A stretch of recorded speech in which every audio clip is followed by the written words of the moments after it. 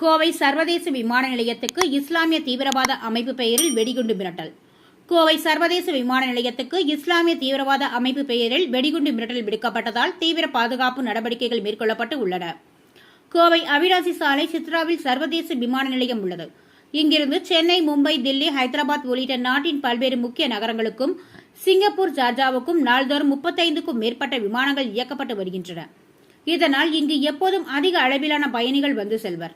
கோவை சர்வதேச விமான நிலையத்திற்கு கடந்த வாரம் இமெயில் மூலமாக வெடிகுண்டு மிரட்டல் விடுக்கப்பட்டது.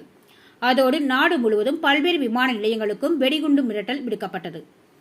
தொடர்ந்து விமான நிலையம் முழுவதும் சோதனைகள் நடத்தப்பட்டன. பயணிகளின் உடைமைகளும் சோதனைக்கு உட்படுத்தப்பட்ட பின் அது வதந்தி என்பது தெரியவந்தது. இந்நிலையில் இன்று காலை 7:30 மணியளவில் மின்னஞ்சல் மூலம் மிரட்டல் வந்துள்ளது. அதில் இஸ்லாமியர்களுக்கு எதிராக செயல்படுவதாகவும் அதனால் கோவை விமான நிலையத்தில் வெடிகுண்டு வைத்து உள்ளதாக இஸ்லாமிய தீவிரவாத அமைப்பு பெயரில் மிரட்டல் வந்துள்ளதாக அதிகாரிகள் தகவல் தெரிவித்துள்ளனர். மேலும் இது தொடர்ந்து விமான நிலைய வளாகம் முழுவதும் சோதனை நடைபெற்று வருகிறது. விமான நிலையம் முழுவதும் மத்திய தொழிலக பாதுகாப்பு படையினர், வெடிகுண்டு கண்டறியும் மோப்ப நாய் பிரிவு, வெடிகுண்டு கண்டறிதல் மற்றும் செயலிழக்கும் படையினர் ஆகியோருடன் கோவை மாநகர போலீசாரும் தீவிர பாதுகாப்பு நடவடிக்கையில் ஈடுபட்டுள்ளனர். மேலும் கடந்த வாரம் மிரட்டல் விடுத்த நிலையில் மீண்டும் வெடிகுண்டு மிரட்டல் விடுக்கப்பட்டுள்ளது. இஸ்லாமிய தீவிரவாத அமைப்பு பெயரில் வந்துள்ளதால் கண்காணிப்பு பணிகளை தீவிரப்படுத்த உத்தரவிடப்பட்டுள்ளதாக தகவல்கள் வெளியாகியுள்ளது.